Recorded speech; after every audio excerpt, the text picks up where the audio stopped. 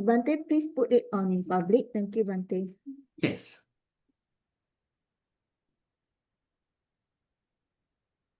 Okay, so we are live now. Please go ahead. Thank you, Bhante. Yes. Yes. Good evening, Bhante and all Kalyana Mita. Namo Buddhaya and Sukhi Hontu. I'm Aliana and welcome to Ti-Ratana Vihara Friday Sutta discussion by Bhante Dr. Ganggodawila Chandima. Tonight's class is the day 145 of Sutta discussion class. The seventh class of Dīghajāṇu Sutta with topic the accomplishment of discipline or sīla-sampadā. Dīghajāṇu Sutta is the 14th sutta that has been chosen by Bhante Chandima for this sutta discussion. In previous classes, Bhante has discussed about Manggala Sutta, Ratana Sutta, Metta Sutta, Sigalawada Sutta, Dhammacakkappavattana Sutta, Sabbasawa Sutta, Patakama Sutta, Patama Samajivi Sutta, Alawaka Sutta, Dajaga Sutta, Girimananda Sutta, Chulakama Vibhanga Sutta, and Chunda Sutta, which Bhante has elaborated those sutta in depth. For those who have missed our previous classes, please check on Ti-Ratana Vihara Amma Perdana Clan Facebook page and YouTube channel. We have uploaded the previous classes there. We are always welcoming newcomers. Therefore, please share around about this class to other friends or family members so that whoever that wish to join the class via Zoom where we can engage directly with Bhante can contact the Vihara through TRV Facebook Messenger or WhatsApp. Or you can join the class from Ti-Ratana Vihara Facebook channel where we broadcast the Sutta class live on every Friday evening from 8:30 p.m. till 10 p.m. Kuala Lumpur time. Now let me introduce to you about our speaker, Bhante Dr. Ganggodawila Chandima, who is the Associate Editor of the Journal of International Buddhist Studies, or JIBS, which is published by the Buddhist Research Institute of Mahachulalongkorn Raja Wijaya University in Thailand. Bhante was previously a research fellow at the Center for Studies in Religion and Society, or CSRS, at University of Victoria, Canada. Bhante Dr. Chandima was also Theravada Buddhist chaplain at the University of British Columbia in Vancouver, Canada from year 2012 till 2016. Recently, Bhante Chandima has joined Ateneo de Manila University in Philippines as Assistant Professor of Buddhist Philosophy. Bhante is also the Senior Advisor of Patisota, a virtual Dhamma organization that hosts a weekly online Pali reading class, Sutta discussion, Dhamma talks, and a variety of other Dhamma activities. His Dhamma works can be accessed at www.patisotablogspot.com. And we also can follow Bhante at the Patisota Facebook account.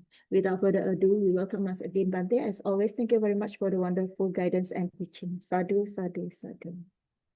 Thank you, Aliana. Good evening, Dhamma friends.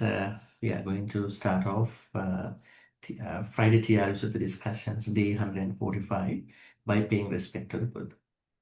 Sadhu, sadhu, sadhu. Namo tassa bhagavato arahato samma sambuddhassa. Namo tassa bhagavato arahato samma sambuddhassa. Namo tassa bhagavato arahato samma sambuddhassa.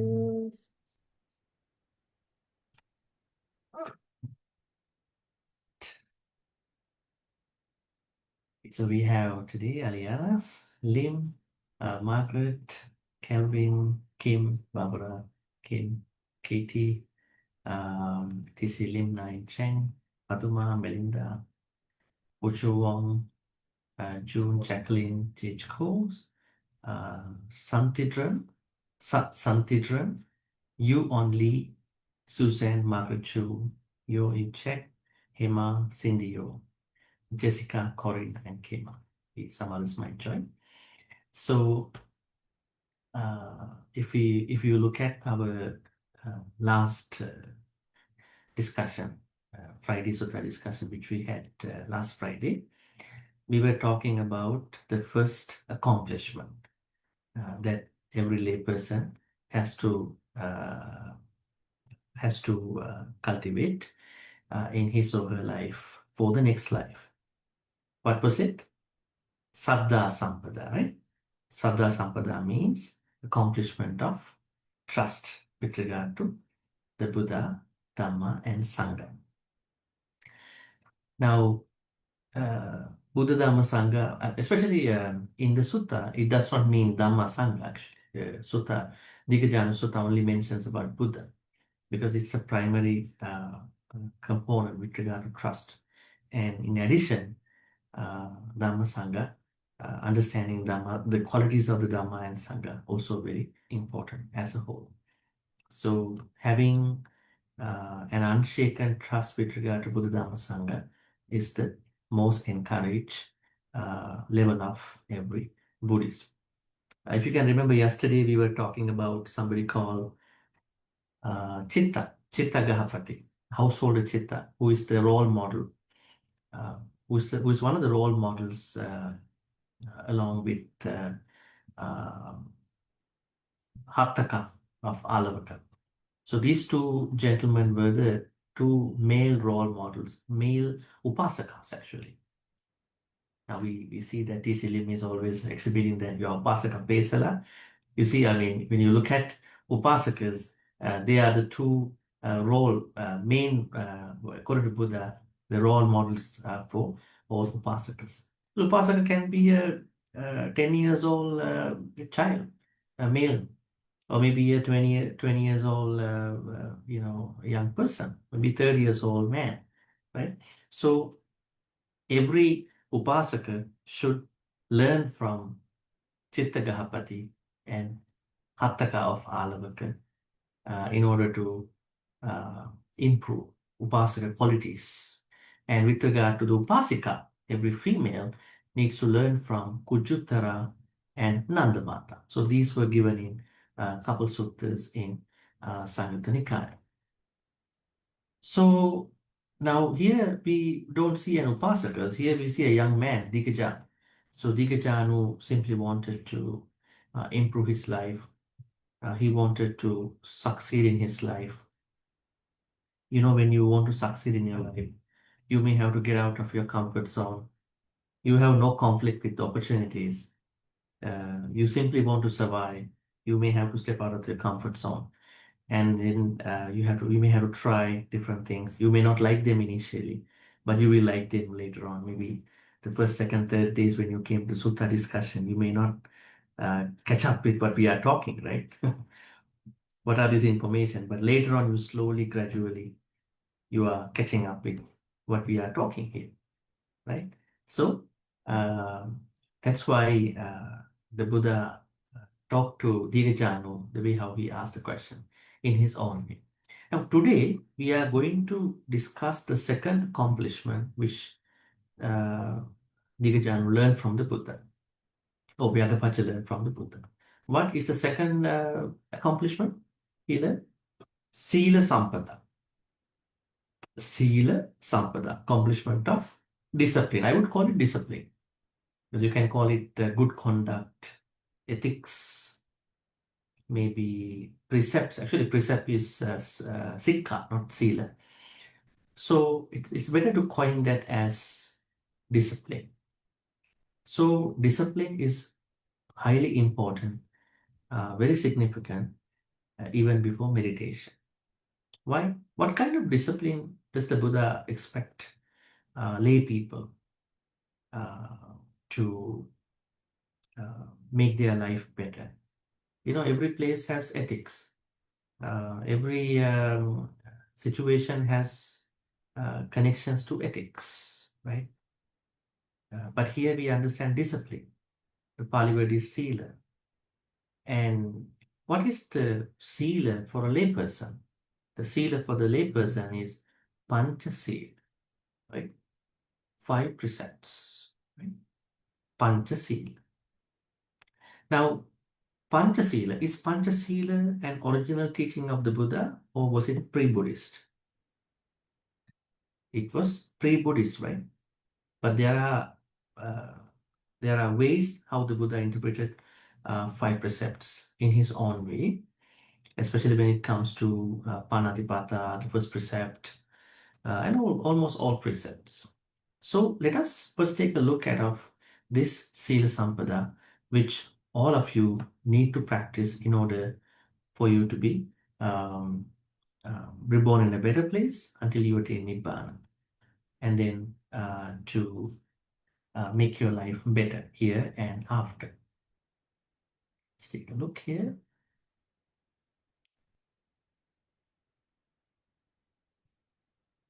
Okay, so here, take from here better. Ida Bhyagapajja Kulaputto Panadipatha Pativiratuti Adinadana Pativiratuti Kamisamichachara Pativiratuti Musavada Pativiratuti Surameraya Majja Pama Dattana Pativiratuti Ayam Vuchati Bhyagapajja sīla-sampadā. Now, normally you understand Panatipata Veramani Sikkhapadang Samadhiyam, right? This is how you take it from a Sangha member, or maybe if you take it by yourself.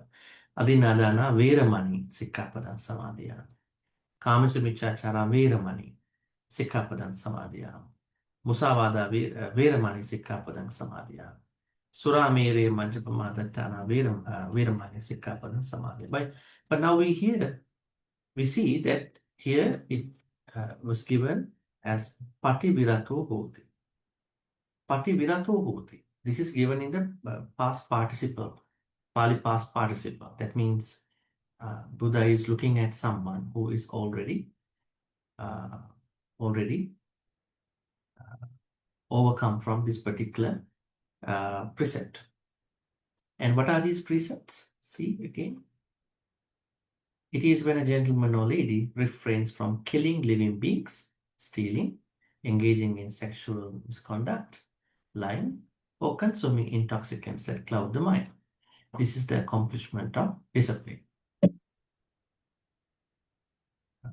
Now, we know when it comes to 10 precepts, when a upasaka or maybe upasika want to become a novice, right? A male novice or female novice in a temple or maybe novitiate program, Sangha members are going to give them 10 precepts, right? For a week of time. But when they give the 10 precepts, how are they giving the 10 precepts for them? Panatipata Veramani Sikkhapadang. There's no Samadhiyam. Samadhiyami part is taken out. Adinadana Veramani Sikkhapada. No Samadhiya. Samadhiya means I observe, right? Abrahmacharya Veramani Sikkhapadang. No, there's no Samadhiya. So all these 10 precepts are given to novice monks and nuns, Samanera and Samaneri, without the Samadhiyami part. So the idea is that if the Samanera or Samaneri breaks one precept, the rest of the precepts also will be broken. That's the idea here. But when it comes to the lay people, it is not like that, because you are taking precepts individually. Panatipata Veramani Sikkhapada Samadhiya. Adinadana Veramani Sikkhapada Samadhiya. Now don't think that tomorrow I can break one, because Bhante was talking that I have taken individually all this. So it's okay. Never mind, I break one because I have another 4. Well, that was given by looking at the lay people's life. But ideally speaking, it's better to keep the 5 precepts together. There are a lot of challenges for the 5 precepts. Today we are going to discuss most of them. So, as a follower of the Buddha, it is very important to keep to our precept, because precepts are giving us peace and happiness. But only when you practice them in a proper way. I mean, say for instance, if you don't understand the challenges with regard to precepts, then you will have a hard time. But if you know how to overcome those challenges, I mean, most of the challenges, then you will be able to find peace for the meditation, even for mindful talking to somebody, even for having the kusala thought. So then sila is very important. Without sila, it is very difficult for someone to practice meditation. So they are connected to each other. So let us take a look at the first precept over here, Panatipata Veramani. Actually, we discuss the precept part under Chunda Sutta, right? We discussed them under Kusala perspective, Akusala. But today we are going to look at them from a very generic understanding, because Kusala perspective is exactly Buddhist, very much Buddhist. But 5 precepts are very generic, very basic precept for making someone a good person. So that's why, because every Buddhist, though they meditate or not, though they are serious about their practice or not, they are supposed to take care of their 5 precepts. So that's why today we want to look at these 5 precepts from a very general, basic understanding. So for those people who are watching this will understand, okay, this is what the first precept stand for. Also are the other precepts. The first precept is, as you can see, is Panatipata Veramani, not killing. But can we understand the Pali over here? What's the Pali over here? Panatipata Veramani, Pana Atipata. This is one. Atipata means, what is Atipata? Put this way. Pana means sentient being. Atipata. Put it this way. Atipata means goes into drop, within brackets, life faculty. Right? We call it Jivitendriya. So Pana Atipata. So that means causing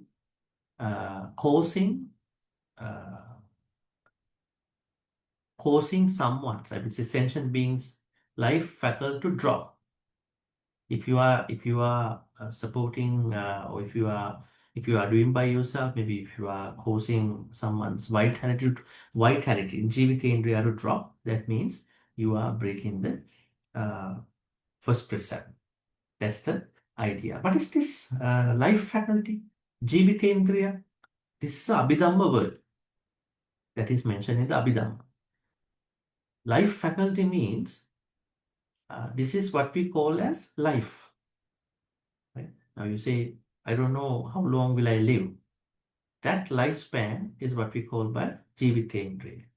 So if anything that you are engaging in will cause someone's life faculty to drop, life to stop, then you are creating Panatipata. But before someone is doing that, someone is already akusala, right? Corrupted, right? How can someone become corrupted even before doing this activity? Ill will, right? Ill will is one thing. Because definitely, in order for someone to do that, someone has to come up with some of the ill will thoughts. Thereby, the person may do it.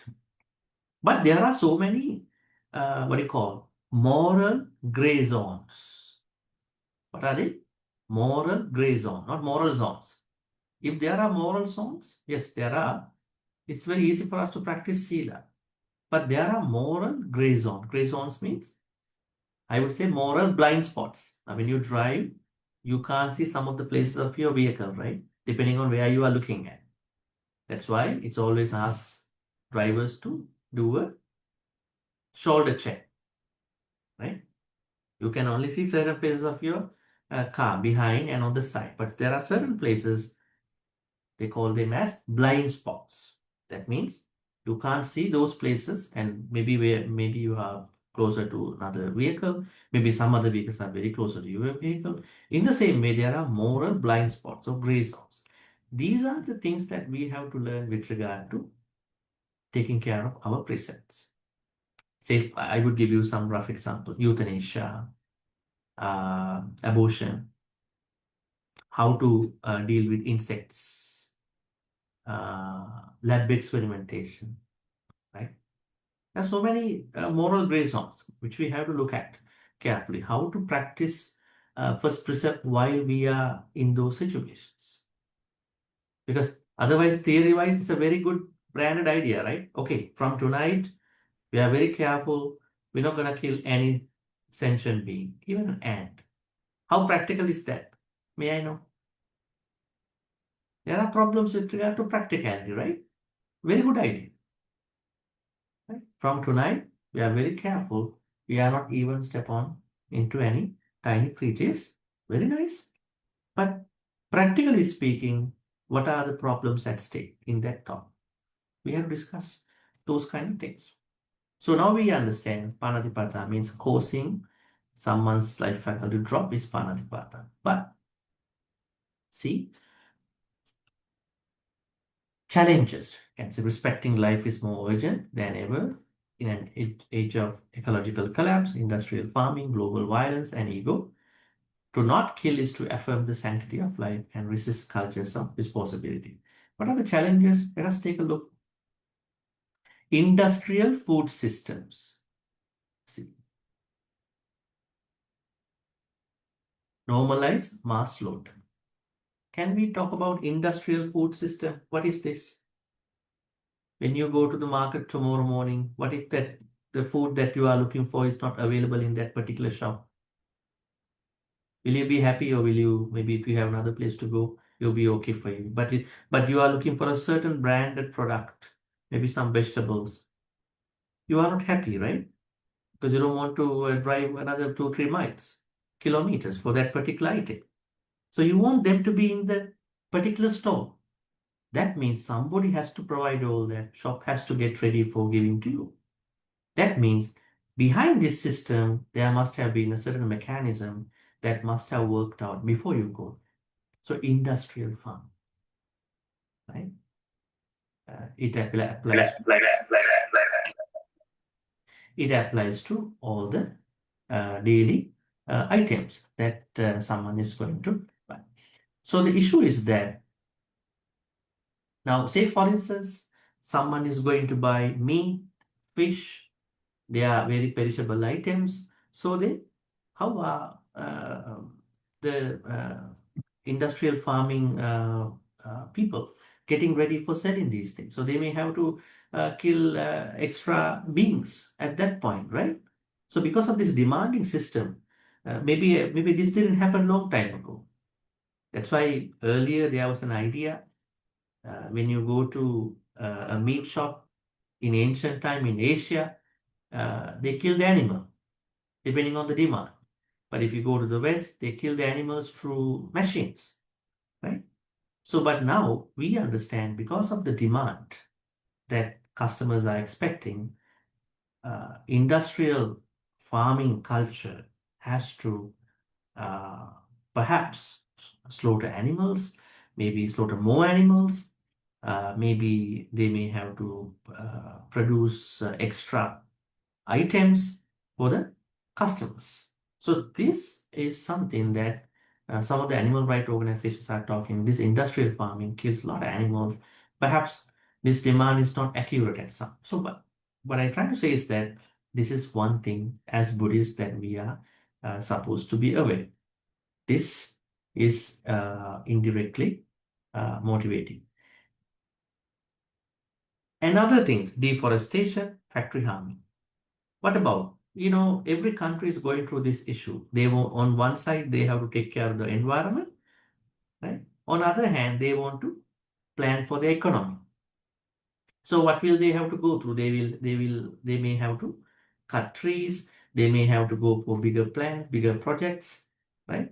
So when you cut certain trees, when you maybe do a lot of changes to environment, what would happen to the animals, the animal habitats that were there already, right? So this is also indirectly,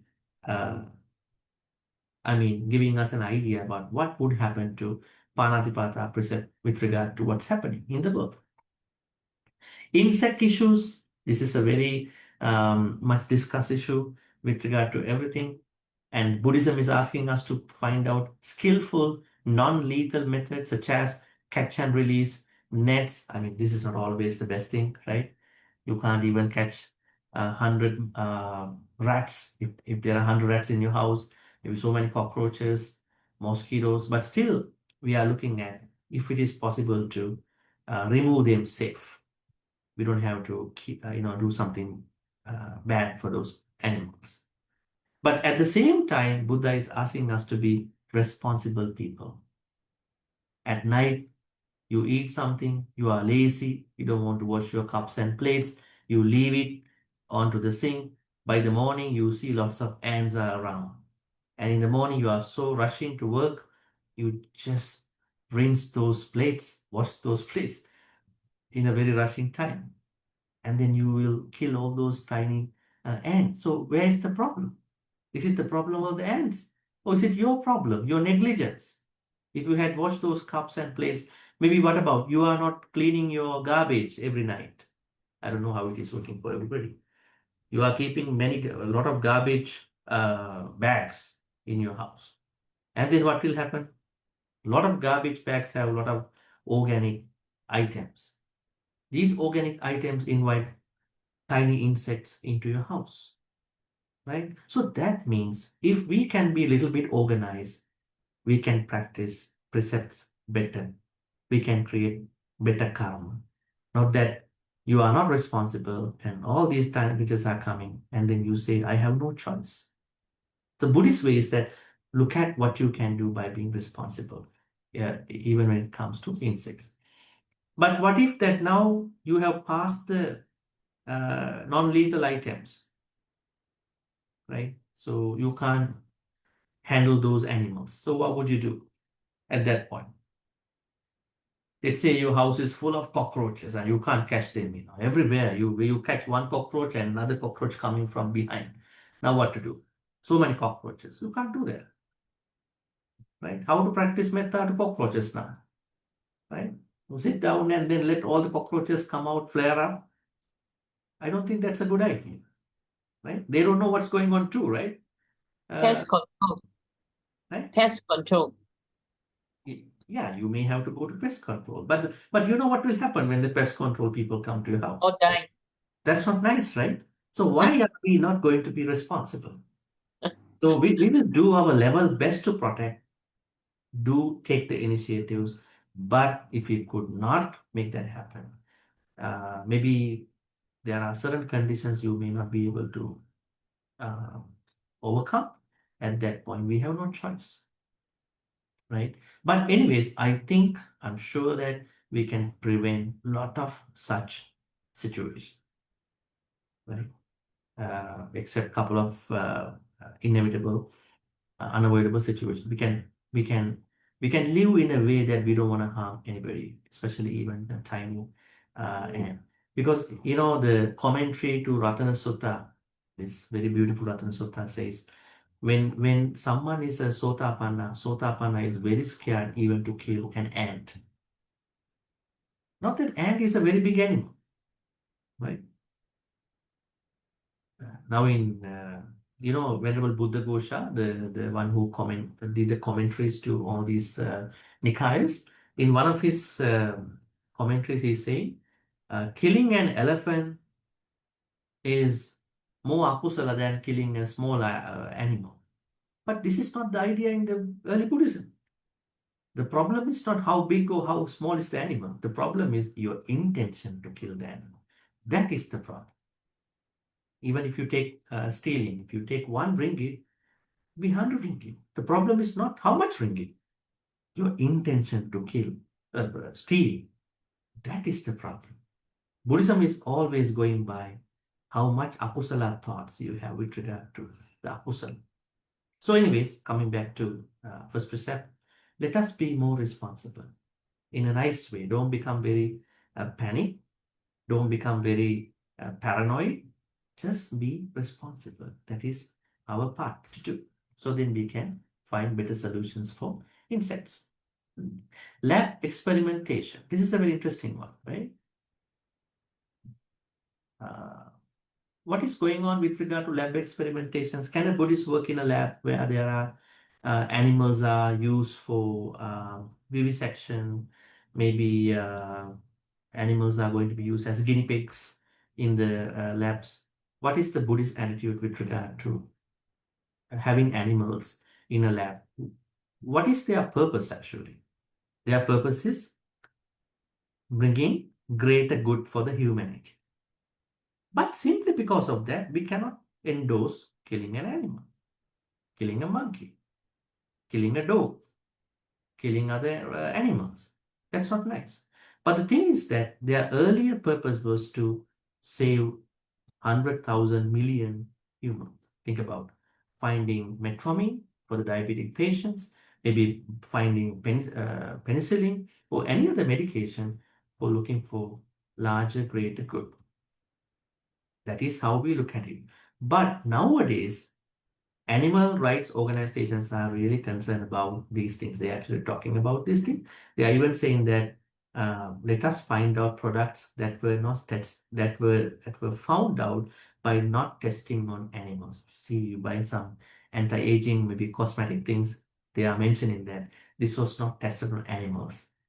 I mean, very good idea. I mean, why we want to disturb them and then find our happiness, our beauty, right? But still, there are certain challenges. But we have to appreciate their thinking. At least you are trying to look for a cosmetic culture in a way that you are not harming anybody. That's a very nice thing. But anyway, lab experimentations have to be looked at by looking at the larger, broader, or greater good. But if they can stop killing, that would be nice. Abortion. This is also part of the Panatipata Veramani. As we understand, abortion has different thoughts.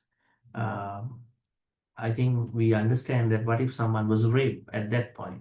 What to do? That was not the interest of the lady for that. So that's why we look at it from a different perspective. That means just like the baby has a right to live, also the woman also has a right to decide what she wants. So we look at the both side and look at how these two really work together, right? But abortion is not a nice thing. Maybe making responsible choices with regard to one's company with other people, right? That is also part of Kamasumichachara. And furthermore, we are going to talk about euthanasia. What is euthanasia? Anybody has any idea? Euthanasia is not a very famous concept in Asia. A kind of mercy killing. A mercy killing, honor killing. Yeah. Some people say compassionate killing. That means in medical terminology, if the patient is competent enough, if there is a competent patient, I'm talking from this Western perspective, from maybe Switzerland, Canada, this perspective. If the patient is going through lots of pain, intractable, excruciating pain, patient should be given the chance to decide whether I want to die with a lethal injection given by the doctor. This is called active euthanasia. Passive euthanasia means sometimes the patient is not competent enough. Patient is incompetent, like a vegetable in the bed. At that point, the doctors are advising the family people that there's no point of having ventilator on him or her. So you bring your patient, your family person into a palliative care, and then let him or be taken care by those people. At that point, maybe there will be an idea. Some people even don't want to bring the patient, family person into that palliative care. They bring in the family person into their house. Now, because of ventilator issue, because of aggressive cancer or something, the patient is going to die within a week of time, maybe a couple of weeks, maybe a couple of months. So this is called what you call passive euthanasia. So what is the Buddhist concept with regard to euthanasia? Definitely Buddhism is anti, I mean, Buddhism is not pro for this euthanasia idea. We can't do that, even the Buddhist doctor or even the patient. But on the other hand, maybe we can look at some sort of ideas with regard to euthanasia from a passive euthanasia, because nobody wants to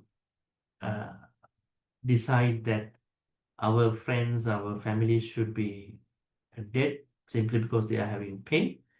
We cannot justify pain for a euthanasia.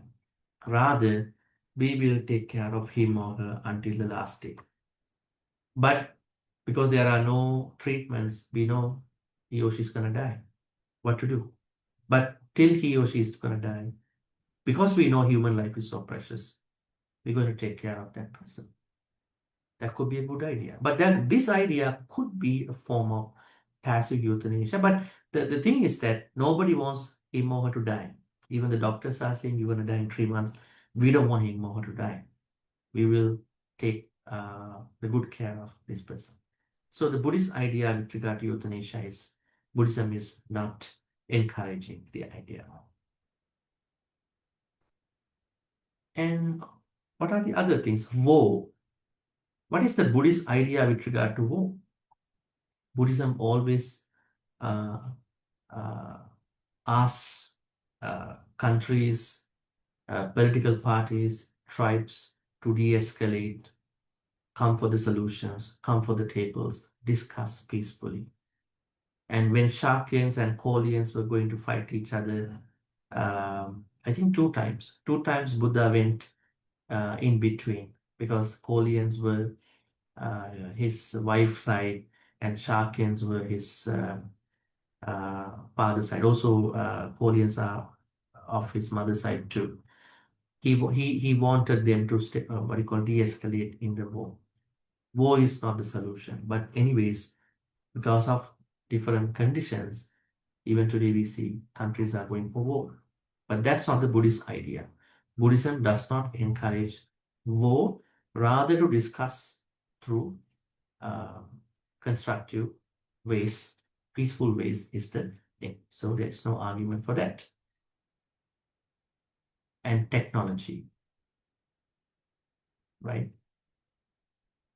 What are the ways that we might be carried on to Panatipata with regard to technology? Especially when we are using technology, we have to be very mindful about what we are sharing, what we are talking, whether we are insulting anybody, whether we are creating grudges with regard to anybody. We have to be mindful about, so we can make sure that we are under Panatipata. Okay, so it's a very big list. Because of the timing today, I'm going to cut them short, only pick up the important parts. You may be able to read the rest. So another very important thing with regard to not killing is vegetarianism, pro-vegetarianism and anti-vegetarianism. Now we understand that Buddhist schools have different ideas about vegetarianism. Theravada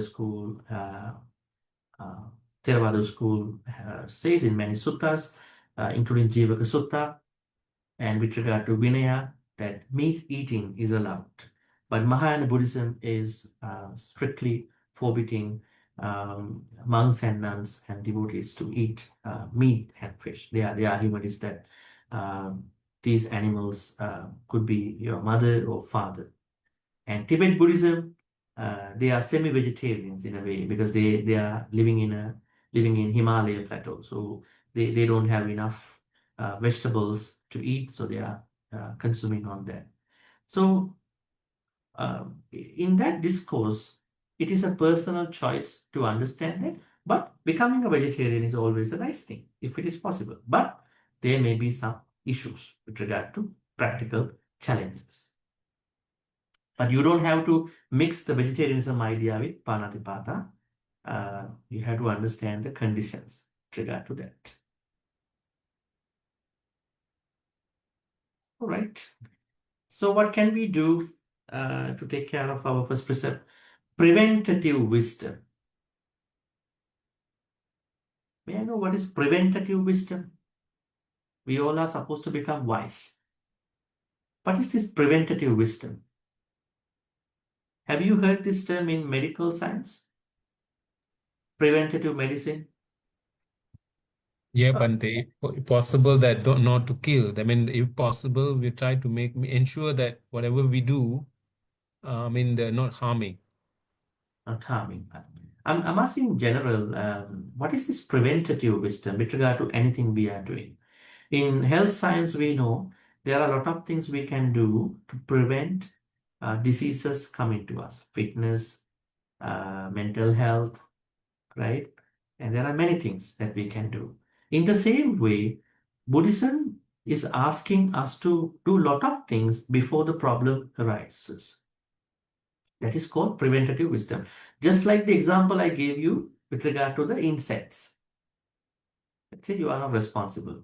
Now say for instance, you are not sweeping the floor, your house for many days, right? Maybe you are busy, right?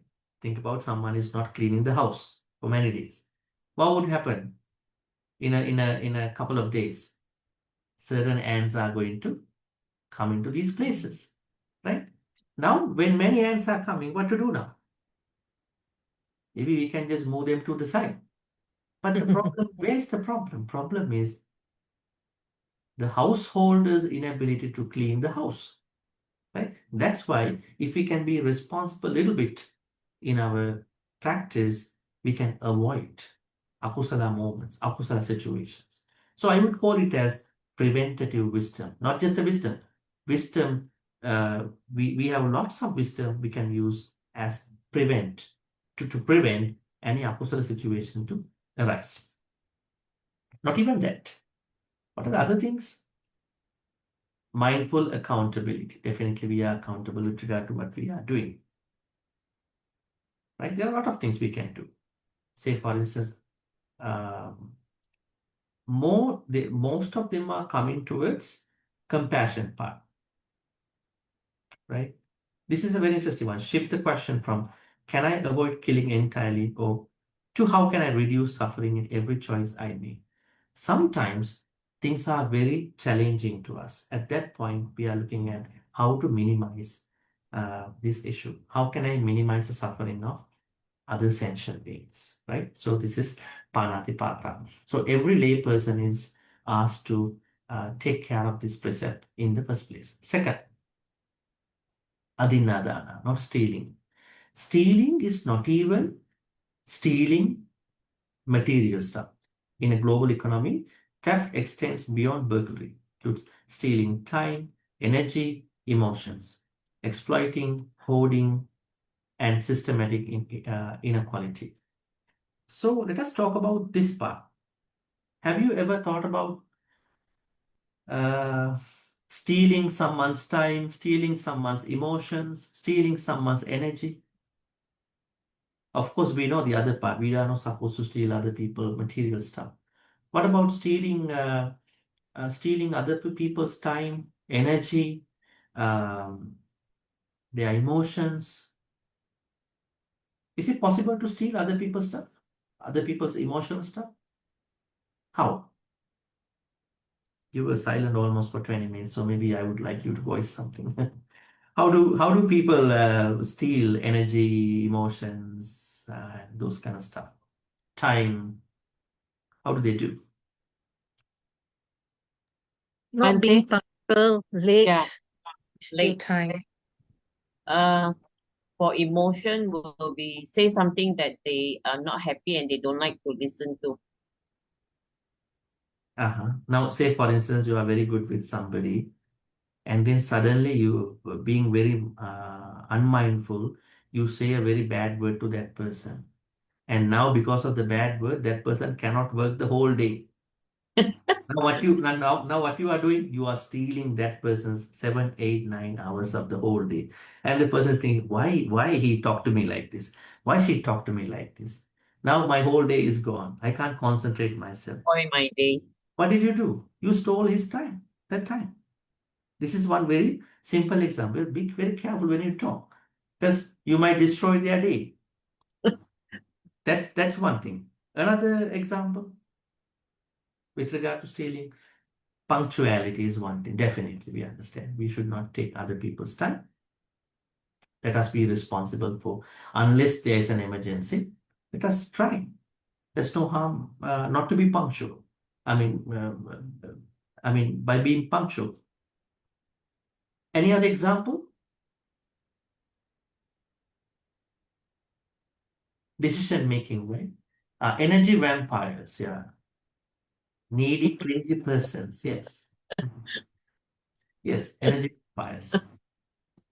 Although we believe we're vampires or not, but energy vampires. Yes.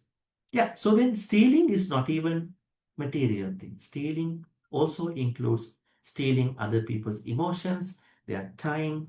Now we will hear, I mean, we sometimes hear from people, for the past 20 years, somebody consumed all my time. Maybe a very big argument had happened now already. That's why we are hearing those things. So that's why it is said that we need to understand that we are not supposed to steal other people's emotions and especially mental states. We will try our level best. So, talking about Adinadana, Adinadana can get into a lot of aspects. Now, especially digital piracy. Now, like when we quote certain things, we have something called intellectual properties, rights, maybe royalty. There's a royalty in some places. So we are very concerned because not everything on internet is something that we can own right away, right? So there are things. So we have to understand that culture as well. What can we do? Preventative wisdom, mindful accountability. Another very important thing is that dana practice. Why? If we are practicing dana as much as we can, then we will almost forget about stealing other people's stuff because we want to give things to other people, right? But not stealing other people's stuff and giving dana, right? That's not Buddhism, right? Maybe someone is stealing lots of money and giving a very huge big dana for what do you call Mahasangika dana, not dana, Mahasangika dana. Right? That's not going to work because the money was unethically earned. The Buddha always says, if you want to make something a dana, money must come from ethical means. Otherwise, everybody can do that, right? So he says, money should come from Dhamma ways, that means ethically earned. So then, if we can engage in more dana activity, what we can do to other people, even our time, then that could help us not to focus on stealing aspects. This is also very interesting. Cultivation of contentment, santutti. Why can someone be motivated to steal other people's stuff? Definitely, there are people who don't have basic needs. We do understand that. But on the other hand, there are people who have a lot of things, but they still want to steal other people's stuff. Why? They are not content about, they are not satisfied about what they are having in their life. Right? So that's something we have to work on. I'm not saying that this is easy to do in one day. I mean, looking at our satisfaction level and also how to get to the contentment level. Satisfaction and contentment are two levels, okay? I can be satisfied today, but I might not be content. So contentment is a higher level of satisfaction. So I think we have to, especially as lay people, you are supposed to work on this thing every day for your contentment. So when you are content, you don't need other people's stuff. Why should I? So you mind your things and then you are very comfortable with what you have. So contentment is also another important thing. And moral shame and moral fear. Hiri and Ottappa. This is also very interesting. The Buddha said that when you are scared about what would happen to me if I do this thing, normally Buddhism says that if you steal other people's stuff, you will lose your stuff in a future life. So who likes to lose what you have? So I know the Dhamma, I know the Kamma, so I better not to do this. So I think that could be also a good motivation for someone not to think about any type of stealing. So that is Adinadana. Let us look at Adinadana from a larger, broader perspective, going beyond stealing material stuff. Let us also pay attention to stealing other people's mental states, abstract stuff, energy, emotions. In short, let us not become a burden to anybody. Let us take care of us. So that is how we can look at these aspects. Next comes in sexual misconduct, not means sexuality, kamisubhichachara. Sexual misconduct is about consent, respect, responsibility in a time of online dating, pornography, and drastic relationship dynamics. This precept remains a safeguard for dignity and trust. What are the issues that we have in today's world? In today's world, extramarital affairs and infidelity are often normalized through social media and peer pressures. What would you think about that? That's a very interesting thing. It's okay to go for an extramarital thing, no problem. If you want, you go for it. That's you. You have a right to do that. So we see that certain new cultures are bringing up these ideas. So what, as Buddhists, how are we looking at these aspects? So this is something that people might be get caught up. Pornography, online dating, widespread infidelity, sexual harassment, objectification. These are challenges with regard to this thing. What are the issues with regard to that? Say, for instance, sexuality is highly commercialized, turning people into products. Relationships today face pressures from media, consumerism, and shifting values. And one couple goes somewhere and then they are showing something on a social media app. Others are getting very shocked. How come they are doing that, right? So they are getting these peer pressure things.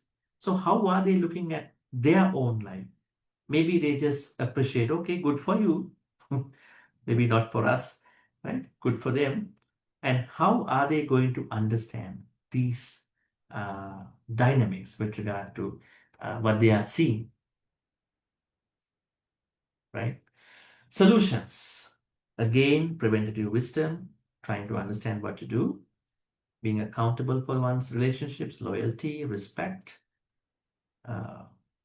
mindfulness, going beyond a meditation, practice mindful intimacy, treat partners as subjects, not objects. This is the biggest issue in today's world. Wholesome intimacy. The Buddha didn't condemn sexuality for lay people, but emphasized it should not bring harm to self or others. Understanding consent and boundaries. Understanding what is happening with regard to this whole discourse about sex education. It's not just biological perspective, right? So it's a lot. More importantly, understanding the consequences of certain acts. Now, Buddhism has, some of the suttas are talking about what could happen to someone who is sexually misbehaving. Perhaps in a future life, the person can become somebody who loses loved ones in their life earlier, become those people. So nobody wants them to happen. So let us take care of, especially in your case, please take care of your relationships in a better, healthier way. Have the right attitudes. Discuss. If there are miscommunications, talk to each other, right? Good communication is very important. Nobody is perfect, right? We all are perfectly imperfect. So understanding all these aspects, try to work on in your life. No one's life is perfect unless you become the Sammasambuddha. Even Arahants also had issues in their life. So that would be a good way to look at Kamisumicchachara. And not lying perspective, Musavada Veramani. There are lots of misinformation working around, happening. So how to be truthful in terms of a lot of misinformation. Then again, preventative wisdom, mindful speech, This is very interesting. Mindful speech. May I know how to speak mindfully? How to speak mindfully? I think you know how to practice mindfully by sitting down in a retreat. It's very easy, right? Sit down and just don't talk, close your eyes, and then you do whatever you want. But mindful speech is not like that, right? You have to talk and do something. That one you sit down and you do it. But this one you have to talk and then do it. Two things at the same time. Then what is mindful speech? We discussed that, right, in the Sutta. How to practice Before mindful you speech. speak. Be Yes. conscious, one day be conscious on how we speak, not being harsh, speaking the truth, and also not divisive. That means don't divide people. So be mindful on every word and conscious about what you're going to say. Mindful? Okay. Am So I right? Somewhere there. this is what exactly the Buddha said in the Sutta and many suttas. Now, may I know, is this very practical? Is this very easy or practical for us to do in our real life? Yes, yes, very easy. I hope you are meeting a lot of people in your life every day. Yes, yes. Yeah, definitely. That's how you are saying. It's yes. Can be very, very easy and But then why, if practical. it is so easy, then why are most people not practicing mindful speech? They are hurting. Not, They are Bhante, not hurting. everyone. Not for everyone. It's not easy. It's not every, That's a good observation. The observation comes from, if it is so easy, then why do people lie? nobody gets hurt. I don't Why know. do people divide other people? Don't know why. Why? Don't know why. That's what I'm asking. Why do people hurt others? Why do they gossip? Why? It's easier said than done. Yes, that means practical aspect. There are some challenges. Now we are going to talk about how to combat that situation. Now let's say who are the people you are talking every day? Your loved ones.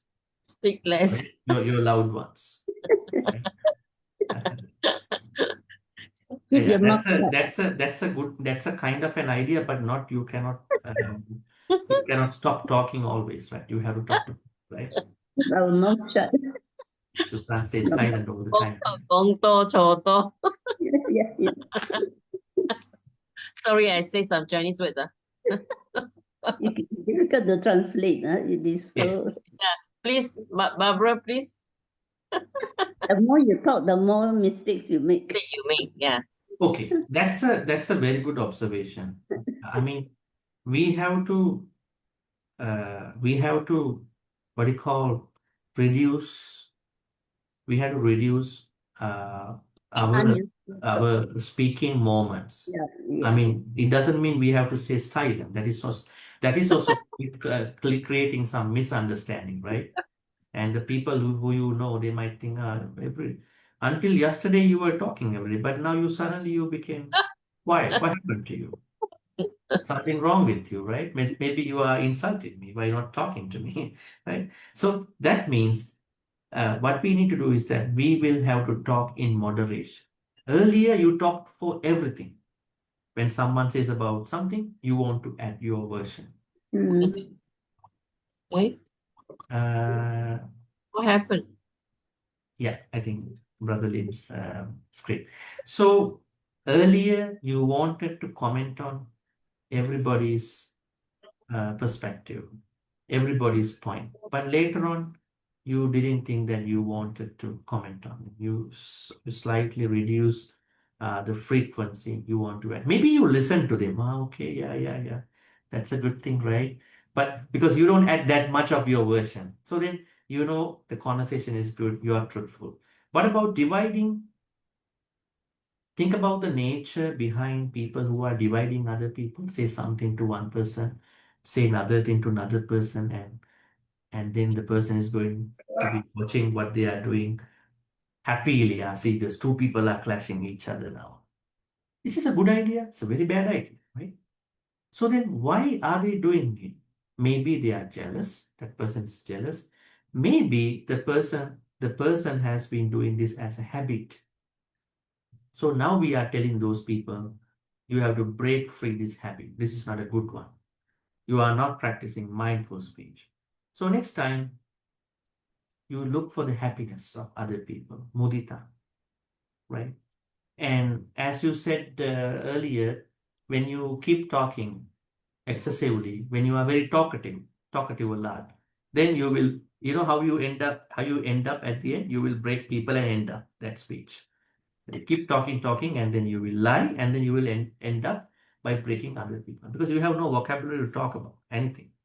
So mindful speech at the second stage is trying to understand whether you are destroying other people's harm. Always when you speak, does this speech cause or lead to any division between two people among them? Third, the nature, maybe the tone. Tone also matters, right? Not even the speech. Can you say good things in a very bad tone? You can say, right? You can say good things in a very different tone, in a very resentful tone, in an angry tone. It means not sincere. Yeah, apparently it's a good word, good statement.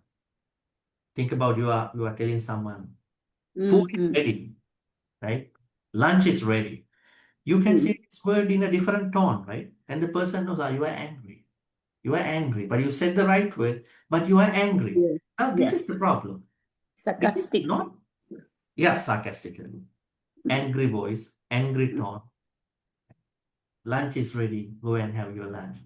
Lunch is ready, go and eat. I mean, what's wrong with you? I mean, at that point, you are thinking something wrong here, actually. Maybe there's something I have to know over here. That means not even the words that are hurting, the tone also matters. Yeah. You have to lower our tone. Don't raise your tone. That means don't want to make it a yelling, right? At that point. So that's the third one. Fourth one, gossiping. Right? How to stop gossiping? I know there are different people who are going through different issues with regard to their life. They don't have people to talk. They want to talk everything to somebody. Yes, we do understand. But according to Buddhism, if you want to practice mindful speech, you need to have a Kalyana Mitta, definitely. You need to have someone to talk. But do not waste your time. Always make sure that you are talking to the right person and you are spending a proper, meaningful time. That is also part of mindful speech, right? So that is Musavada Veramani. This is also very important for a layperson to practice for this life and for the next life. And finally, Sura Meraya Majjapama Dattana Veramani. Intoxication is not limited to alcohol or drugs in Buddhism, okay? And also you need to understand Sura Meraya does not mean alcohol, only alcohol or drugs. It actually goes beyond. It also includes the excessive consumption of food and beverages. From a broader perspective, it extends to addictions such as technology, social media, gambling, consumerism. I mean, the larger, broader perspective of Sura Meraya Majjapama Dattana. This precept, therefore, is about reclaiming clarity and mindfulness in an age of distraction. You know, in today's world, we are very distracted, right? Time to time. Why? Not like 20 years back. We have so many things to do. Think about someone who is onto social media and then videos. Today I have to watch 10 videos. And then by tomorrow, another 10 videos are coming. And day after tomorrow, another 10 videos. Not even 10 videos, series of events. So we have so many things to explore. At that point, we have to customize. I don't have to watch all these videos. I need some time for me. So that helps me to do a digital detox. A digital fasting about it. Why? Can I live without my mobile phone, without this internet? I should be able to live. I need internet as well, but I don't have to depend on that all the time. So that kind of attitude is helpful for us not to be driven by these techno addictions. We will discuss more in that. You can see here why some people are getting into these intoxications. Now, number one is coming into contact with vices during social events. Can you think about someone who got into drinking habits in a social event? We're not saying that Buddhists cannot socialize with a drink, but what if someone is overly addicted to that culture? What about young people who are having a social party and getting used to cannabis or any other drug? That's also very alarming, right? Maybe the first drug they got to use from a social party with their colleagues. So that means everybody has to be careful when they're attending those events. Second, social media algorithms exploit dopamine addictions. Social media addiction. Think about someone is from morning to evening, always want to check the feed, what people are posting and how I'm going to reply to them. And then if I don't like how to respond, how to react to them somewhere today, this is unnecessary. Let them post whatever they want. But you also can post whatever you want. But you don't have to make it as an addiction. The biggest issue with regard to social media addiction is that we don't know how time flies, right? That is a very big issue with regard to time management. And then workaholism, even it can be a shopping, addiction to shopping, and binge watching, watching so many series. This can definitely numb the mind. Substance. So, and the other thing with regard to, think about smoking as smoking and vaping. This is kind of what you call nicotine dependence, right? Any kind of addiction, be that alcohol, be that food, be that a beverage, be that vaping, be that smoking, pretty much nicotine addiction, has to be mindfully looked at and then to get out of those unnecessary habits so a layperson can practice 5% better. What they can do at the end, they can always use preventative wisdom, what to do, how to avoid. This is interesting. Practice substitution strategies, wholesome alternatives. Swap addictive behaviors with wholesome acts. Fitness, art activities, service, spiritual acts. You're gonna change your earlier addiction onto a better one, right? Finally, what do 5% contribute to us? Challenge violence in a world of normalized harm. Challenge greed in a world of consumer excess with regard to adinada. Challenge lust in a world of commodified intimacy sex. Challenge falsehood in a world of digital deception with regard to musawada. Finally, Suramira comes to challenge intoxication in a world of engineered addiction. So this is why we understand that cultivating the accomplishment of discipline through 5% support every layperson to find happiness in this life and the lives to come until the layperson is going to attain Nibbana. So this is what we call sīla-sampadā. Take sīla-sampadā from a broader perspective, not just only not killing, not just only not stealing, not just only not sexually misbehaving, not just only not telling a lie, not just only avoiding certain things, drinks and beverage, food. You need to think beyond. So the note has more information. All right, any questions you got for today about sīla-sampadā? Yes, Bhante, yeah, go ahead. Yes. I think someone raised their hand. I think Who? she can answer. Yeah, No, raise the it's virtual okay, hand. it's okay. No, it's okay. Okay, yes, you can Oh, go. go ahead. Bhante, you want me to ask a question or the person? Yeah, you can ask your question. Sure. Okay, Bhante. Is it any kind of addiction it's according to the Buddhism, it's a kind of like we should prevent. I mean, we shouldn't do. Try our level. Yeah. It won't happen in one day, but Yeah. we have to work on that. Is it like in my personal experience, I have some kind of addiction which is reading. I mean, I'm a kind of like to read.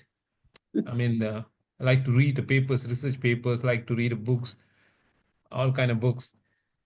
I can read about the whole day. So I personally think that I'm addicted reading. So how you see this? That is the first question.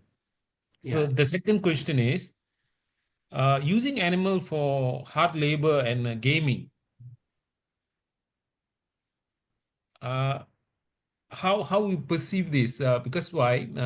According to Buddhism, killing and kind of doing things is a forbidden, bad. But using animal for hard labor and gaming, how the any suttas on that?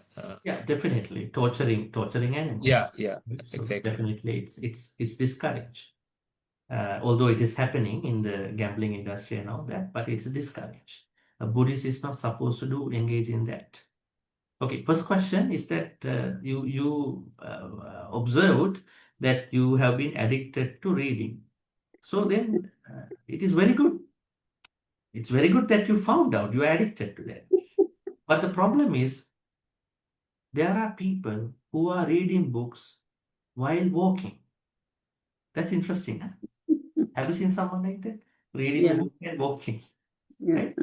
This means, I mean, perhaps if this is a student for going for an exam in a moment of time, that's a different case.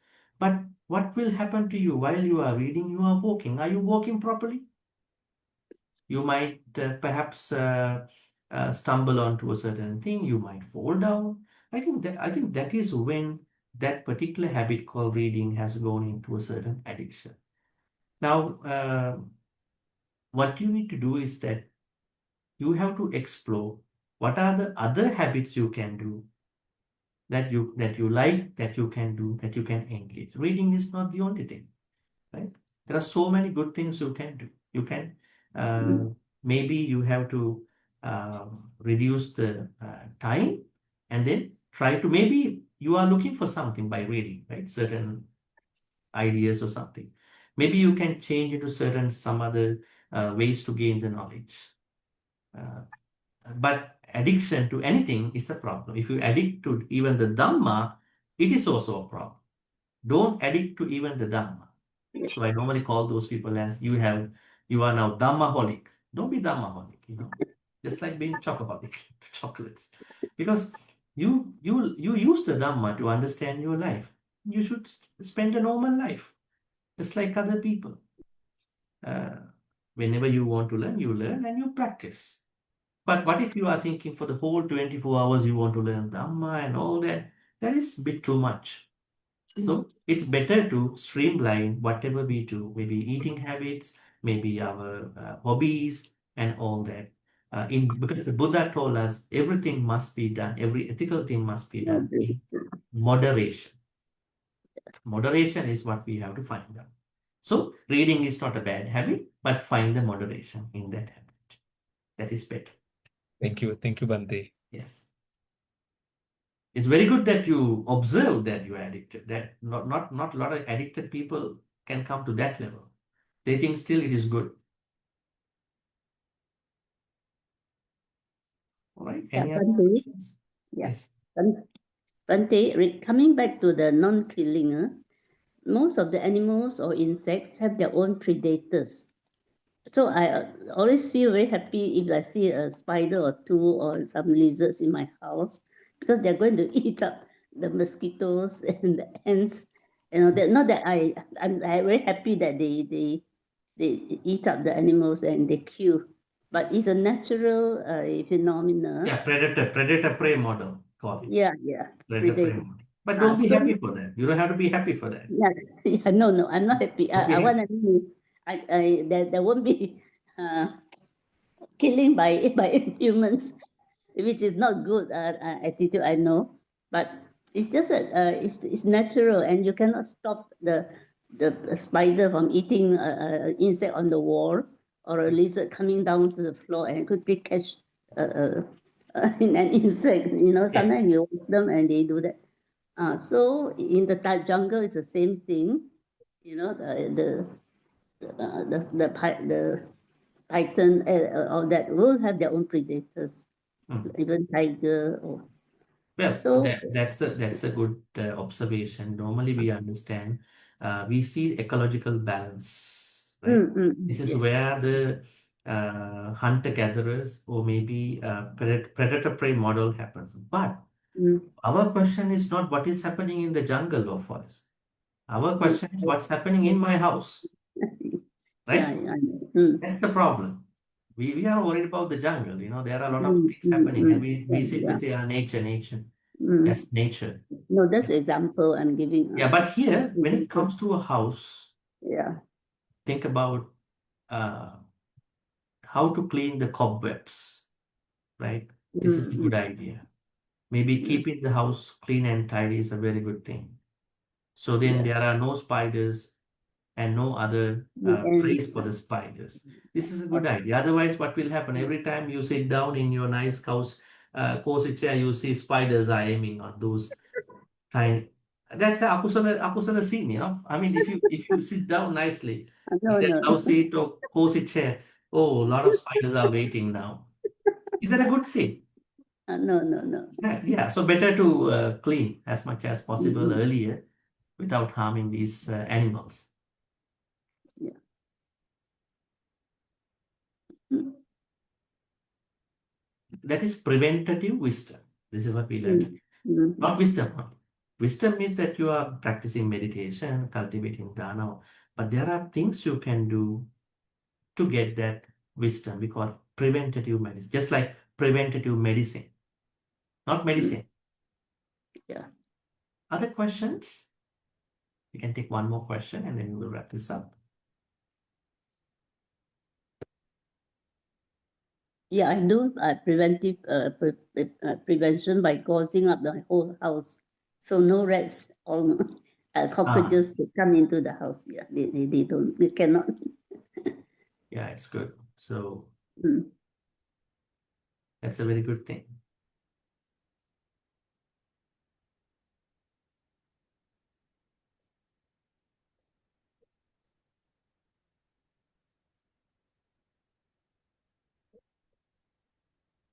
Any other questions with regard to 5 precepts? I think it's very important, I mean, to look at 5 precepts within the challenges, conditions we are going, especially you are going through. Bhante? Yes, Corina. Okay, when you talk about 5 precepts, like the olden days, they have no choice. They need to use the buffaloes to, plow the land and all that. But I think that time, those days are quite different from our modern days in terms of precepts, offenses. Yeah, that's a very good observation too, because nowadays, not a lot of farmers using buffaloes because they have to meet the industrial demands. Equipment, yes, now. Yeah, now they have high gadgets, right? Very, very interesting gadgets. Now, what about now? If someone is going to ask this question, I was expecting that. I am a person who likes nursing a garden. I have a lot of flowers, but every time I dig, I see those animals. So what should I do? Let us look at it from a modern perspective of gardening. Maybe you don't have to dig your soil. Maybe you buy maybe flower pots and other things. You will nurture that way. So there are alternatives for modern ways of doing as such. You don't have to go back and do the olden activities. That may harm animals. So it's like how we see how are the farmers harvesting, plowing. All right, if there are no questions, Bhante, please. but nowadays they can use salt, vinegar, or sodium bicarbonate. They can mix and then spray on the plant and before the insects comes to attack. Yeah. Yes, that's a very good thing.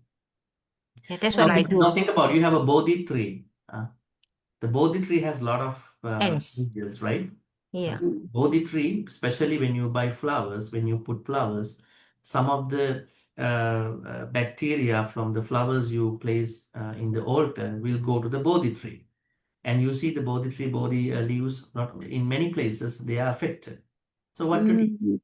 So these are the things. I mean, are you going to do something wrong, something harmful to those bacteria, or are you going to make sure that How are you going to keep your flowers that you are buying from market in front of the Bodhi tree? That's right. Even in the temple is also going through these issues, not even your house, right?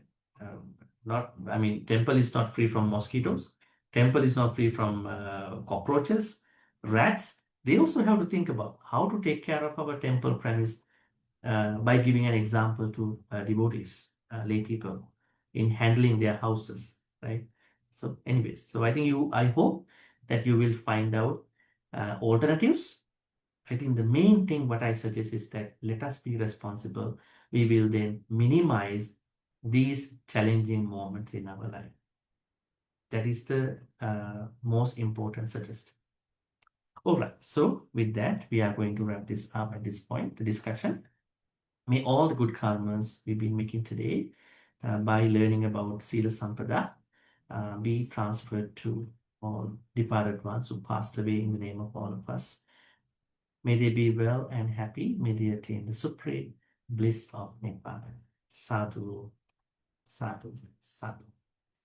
Idam me ñāti nang huntu sukita huntu ñātayo.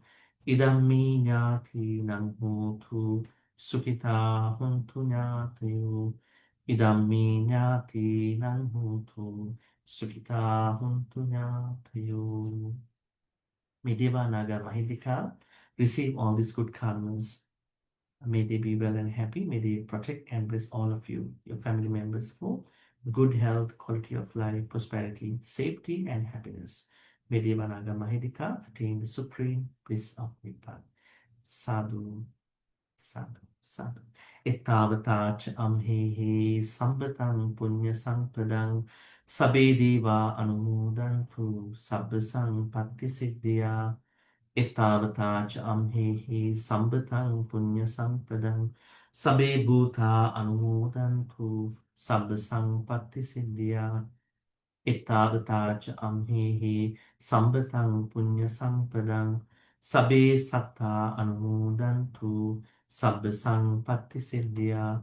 Akasattha ca bhummattha devanaga mahindika punyantang anumoditva chirang rakkhantu sasanam. Akasattha ca bhummattha devanaga mahindika punyantang anumoditva chirang rakkhantu desanam. Akasattha ca bhummattha devanaga mahindika punyantang anumoditva chirang rakkhantu mang parang chirang rakkhantu tvam sadati.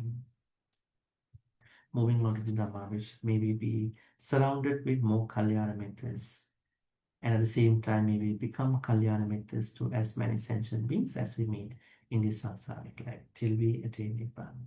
Imina punya kammena mami bala samagamu satang samagamu hotu yava nibbana pattiya. Finally, may all the good karmas which we've been making throughout today in our 145th discussion conducted by TRB Fridays the discussion be supportive and helpful for all of us to attain the supreme bliss of Nibbana. Sadhu, sadhu, sadhu. Blessings. Abhivadana silissa nichang vadha pachāinu chattaru dhamma vadhanti ayuvannu sukhang balang ayurarogya sampatti sagga sampatti mevache atu nibbana sampatti iminati samicchatu. Sadhu, sadhu, sadhu. With those blessings, wishing you a pleasant good night till we see you again on Friday. Thank you, everyone. Have a good night. Thank you. Sadhu, sadhu, sadhu. Thank you, Thank you, Bhante. Bhante. Thank you, Bhante. Sadhu, sadhu, Good night, sadhu. Thank you, everybody. Bhante. Thank you. Bye. Thank you, everyone. See you all next week. Thank you, Bhante. Thank you, Everyone, Bhante.